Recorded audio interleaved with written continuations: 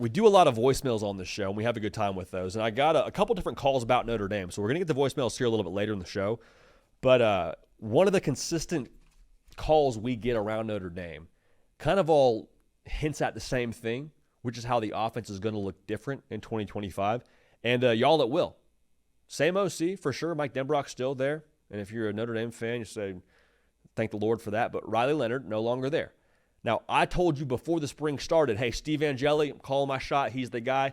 We keep Crow in the office here in the studio. I don't have some on me, but we'll probably eat Crow in a future show, because clearly that's not going to be the case as Steve Angeli hits the portal.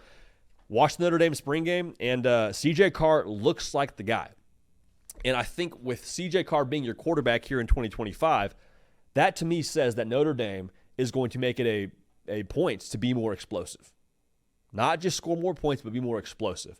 More passes downfield, let Jaden Greathouse cook more in the slot, more shots down to Pauling from Wisconsin and your Virginia transfer. Like you got a lot of pieces here where you feel like you need to get them the football to score in bunches and score more quickly. That's what I think you can expect more from Notre Dame.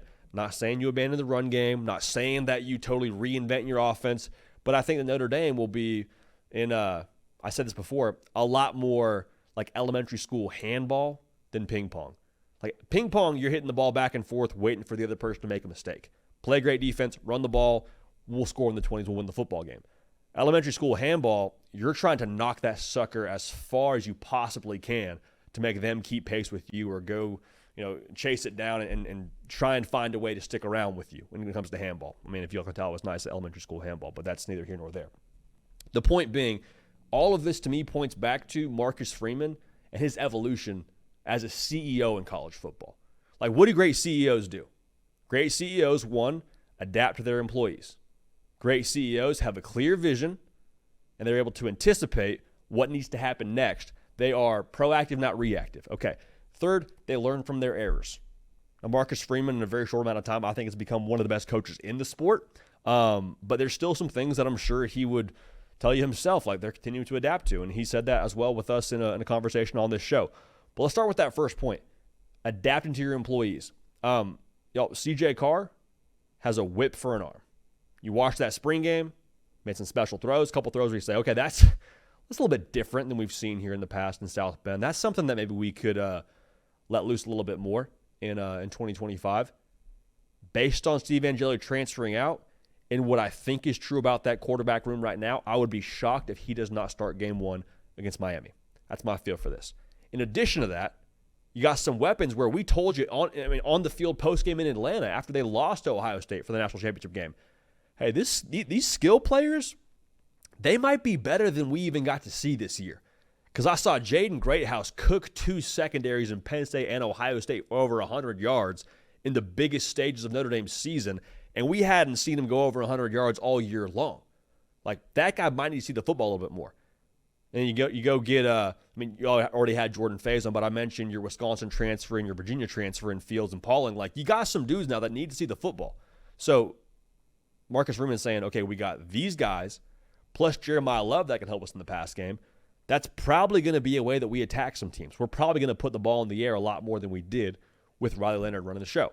So that's one part of this. But when you think back to the games where Notre Dame, not struggled, but you think about watching Notre Dame football in general, it was defensive-led, and that's great. I'm still thinking that's going to be the case for a Marcus Freeman football team. But I think about where Notre Dame, maybe hamstrung is the wrong word to use, but maybe struggled against Ohio State in the title game. They didn't really have success as an offense until they were able to have some more of that vertical presence downfield, which Greathouse did a great job of doing. But I think Marcus Freeman, whether he would tell you this or not, leaves 2024 and says, okay, we got to be able to throw the football downfield. Like, if we want to win a national championship, which is the goal at Notre Dame, we have got to be able to stretch the field. So they go to the portal and get who they get. Greathouse, obviously, we've said his name multiple times throughout this segment. CJ Carr, we've talked about him. Like, that is the next step for Notre Dame. Defense is always going to be there for Marcus Freeman. The way they recruit, the way that he operates, that's always going to be there. But kind of going with these last 2 points I mentioned from learning from your errors and being able to anticipate the future, the error and the anticipation for the future, to me, go hand in hand. The error is not being able to match scores with an Ohio State in the biggest game of your college football season. The anticipation is, how can we do that in the future? Because that's what it's going to take. Defense is there. Quarterback, I think you feel good about. But if they can truly stretch the field, like, Notre Dame is going to be in a very, very good shape here for the future. And to bring this whole thing home, like, that's to me what's so impressive about Marcus Freeman. There has never been a season where Notre Dame finishes and then goes on to the next year and they look the same. Like, they're continuing to evolve, to adapt, and to attack whatever that next phase is for them. And typically now, based on how they've done it, they've had a lot of success in that adaptation phase. There's not a lot of, like, clunkiness in that. Now you point to the NIU game and it is what it is, but like, I really believe in the adaptation skills of A1 Marcus Freeman, and that's why I buy so much stock in what Notre Dame's going to look like in 2025.